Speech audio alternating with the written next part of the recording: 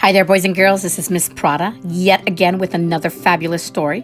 This is a storybook classic, and the title is Hansel and Gretel, retold by Roberto, Piumini, and illustrated by Anna Laura Cantone. I hope you enjoy this fantastic, very, very old story. Once upon a time, a boy named Hansel and a girl named Gretel lived near a large forest with their father and stepmother. The father was a woodcutter, and they were very poor. The four of them had nothing to eat. One night, the stepmother whispered to the woodcutter, "Husband, you must take the children into the woods and leave them there. They can live on the blueberries that grow there. Then we will have enough bread for ourselves." The father did not want to abandon his children, but the stepmother insisted.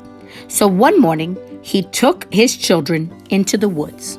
Hansel, who had overheard his stepmother talking the night before, had filled his pockets with white pebbles. Every 5 steps, he dropped one on the path. When they were in the middle of the woods, their father said, "Wait here, I'll be back in a moment."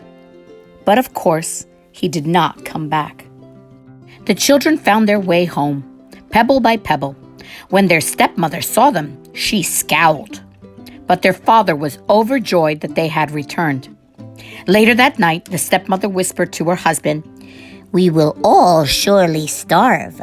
It is best for everyone if you leave them behind in the forest."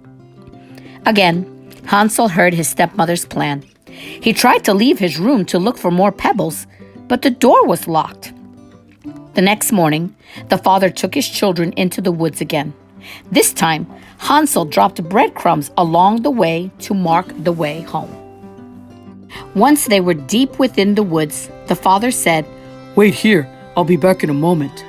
But of course, he did not come back. "We'll just follow the breadcrumbs to find our way back home," said Hansel.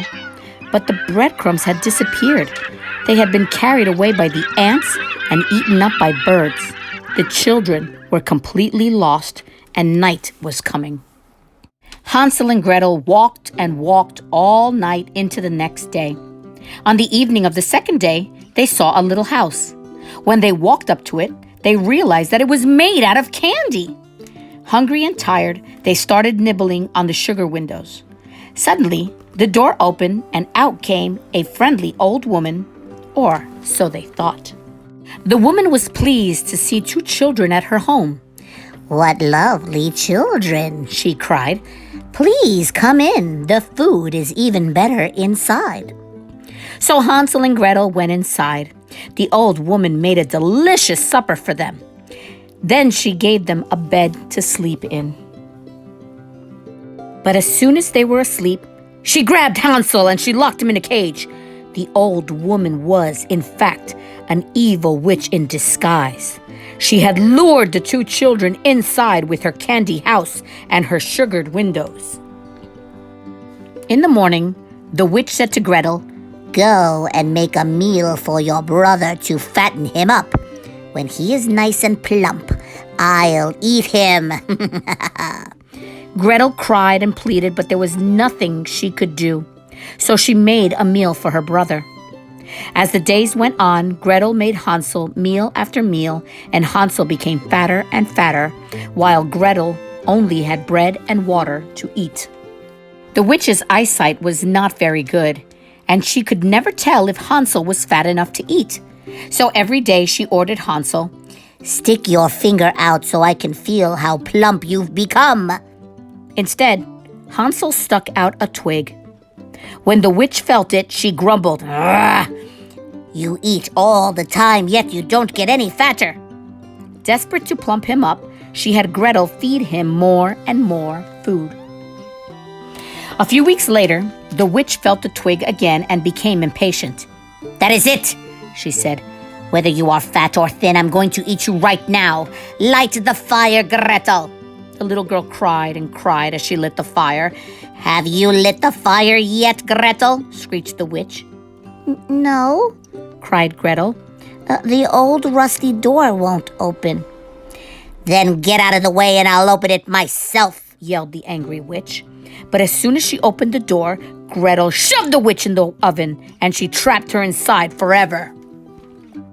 Gretel opened the cage and let Hansel out. The boy had become as plump as a piglet. Hansel and Gretel hugged each other, and they gathered up all of the witch's treasures and went back to the forest. They walked and walked until they found a path they recognized, and soon they had found their way home. The two children hid outside the house, worried their stepmother would see them, but their father had felt so guilty for listening to her and abandoning his children that he had sent her away. When Hansel and Gretel realized that their stepmother was gone forever, they ran to meet their father.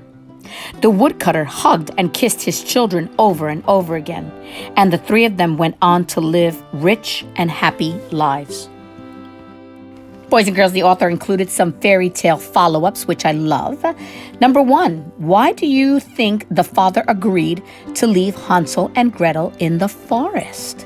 Interesting. Number 2, Hansel and Gretel dropped first pebbles and then breadcrumbs to find their way back home. What other small things could they have dropped? Number 3, the witch's house was made of candy and the windows were made out of sugar. What do you think the roof was made out of? What about the door and other parts of the house? And number 4, Hansel and Gretel were happy to see their father. Were you surprised that they forgave him? Interesting questions to think about, boys and girls. Hansel and Gretel wandered through the woods as they tried to find their way home. Suddenly, they spotted something peculiar, a house made of candy. As they nibbled on the sugar-covered windows, a strange old woman opened the door. She invites them inside, promising them more good things to eat. But what the woman has in mind is anything but sweet. Boys and girls, I hope you enjoyed this fairy tale titled Hansel and Gretel, retold by Roberto Piumini and illustrated by Anna Laura Cantone. Until next time, my friends, I miss you.